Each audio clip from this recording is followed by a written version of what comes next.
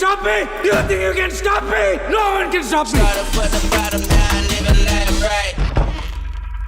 மருதமலை மாமணியே முருகையா, தேவனின் குலம் காக்கும் வேலையா ஹையா.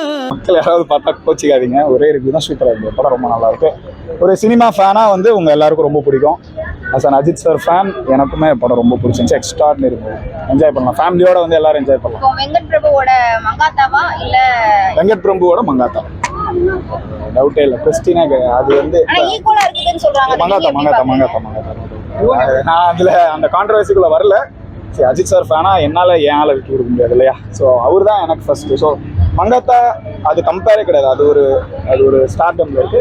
கண்டிப்பாக விஜய் சாரோட அந்த ஒரு ரீசன்ட் ஃபிலிமோகிராஃபிஸில் வந்து இது எனக்கு ரொம்ப பிடிச்சிருந்துச்சு பர்சனலாக. நான் ஜென்ரலாக சொல்ல வாய்ஸ் வரல அந்த மாதிரி சும்மா. அது ஒரு அஜித் சாரோட மொமெண்ட் ஒன்று, பீக் மொமெண்ட் ஒன்று இருக்குது. அதை நான் சொல்லி வேணான்னு பார்க்குறேன். பட் நீங்கள் அதை பாருங்கள், உங்களுக்கு ரொம்ப பிடிக்கும். ஆனால் எனக்கு ரொம்ப ஒரு ஆச்சரியம் என்னென்னா, விஜய் சார் அதை எப்படி அக்செப்ட் பண்ணாருன்னு எனக்கு புரியல. ஏன்னா அந்த சீனில் வந்து அது வந்தால் அஜித் சாரோட அந்த ஒரு பேர் கொஞ்சம் வந்துடும். ஏன்னா அவ்வளோ ஒரு சூப்பரான சீன் அது எப்படி அவர் ஒத்துக்கிட்டாருன்னு நம்மளுக்கு தெரியல. ரொம்ப அட்ராக்டிவான கேரக்டராக நான் பார்க்குறேன் விஜய் சார்.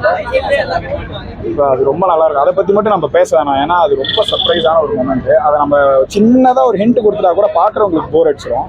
அந்த மொமெண்ட் ஆக்சுவலாக ரொம்ப நல்லாயிருக்கும். நீங்கள் எதிர்பார்க்கவே முடியாத ஒரு மொமெண்ட். விஜயகாந்த் சாரோட அந்த ஒரு என்ட்ரி வந்து நீங்கள் இப்படி ஒன்று இருக்குமானே நம்ம ஒன்று கற்பனை பண்ணிட்டு வருவோம்ல. விஜயகாந்த் சார் வேற ஒரு ஷேடில் அங்கே இருக்காரு.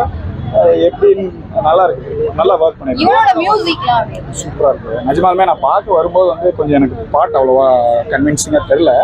பட் வந்து தியேட்டரில் வந்து அந்த பிஜிஎம் ரோல்ஸ் ஆகட்டும், அந்த பைக் சீக்வன்ஸ் அப்போ ஒரு பிஜிஎம் இப்பெல்லாம் வருது. ரொம்ப எக்ஸ்ட்ராடினரி பிஜிஎம் வருது. அது நிஜமாலுமே ரொம்ப ரசிச்சா. அண்ட் விசில் போர்டோட ஒரு ரீமிக்ஸ் வெர்ஷன் ஃபஸ்ட்டு பாட்டு தியேட்ரு நாஸ்தி ஆயிடுச்சு.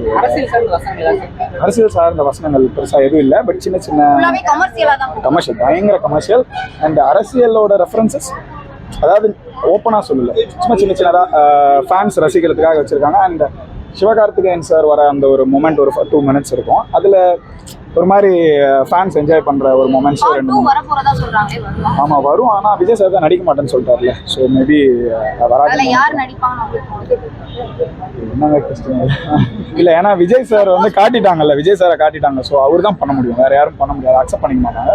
கோ டூவில் வர ஒரு மாதிரி பீக்கில் முடிக்கணும்னு சொல்லிட்டு முடிச்சிருக்காங்களே தவிர கோ டூ வராதுன்னு நினைக்கிறேன். ஏன்னா ரொம்ப நல்லா இருக்குது, என்ஜாய் பண்ணலாம், சூப்பராக இருக்குது, ஃபன்னாக இருக்குது. விஜய் சாரோட அந்த க்யூட்னஸ்லாம் ஒன்று இருக்குல்ல, நம்ம எல்லாருக்கும் பிடிக்கும்ல, அது நிறையா இருக்குது. நிறைய க்யூட்டான மூமெண்ட்ஸ் நிறையா என்ஜாய் பண்ணலாம். நீங்கள் ஃபேன்ஸ் வந்து விஜய் ஃபேன்ஸுக்கு ட்ரீட் தான். இளைய தளபதி நோ டவுட். ஏன்னா அதான் சொல்கிறேன் இல்லை, இது ஆக்சுவலாக தளபதி ஷோவே இல்லை, இது இளைய தளபதி ஷோ. சூப்பராக இருக்குது. நீங்கள் பாருங்களேன், ஒரு விஜய் சாரெல்லாம் நம்ம இப்படி பார்த்ததே இல்லை. நம்ம மங்காத்தால ஒரு அஜித் சாரை பார்த்தோம்ல, எப்படியா இப்படி ஒருத்தர் பண்ண முடியும், எப்படி ஒரு டைரக்டர் இதை பண்ண வச்சாரு அஜித் சார். அந்த மாதிரி நீங்கள் பார்ப்பீங்க எப்படி விஜய் சார் இதை பண்ணாருன்ட்டு. செம்ம ஆக்டிங். ஸ்டார்டிங் டிஏஜிங் மாதிரிலாம் இல்லை, நல்லா இருக்கு. அவ்வளோ நம்ம கீனாக பார்க்கலாம், நம்ம இதில் என்ஜாய் பண்ணலாம். நிறைய நெகட்டிவ் கமெண்ட்ஸ் வருதுன்னு சொல்கிறாங்க, அப்படிதான் உங்களுக்கு சூப்பராக இருக்குது.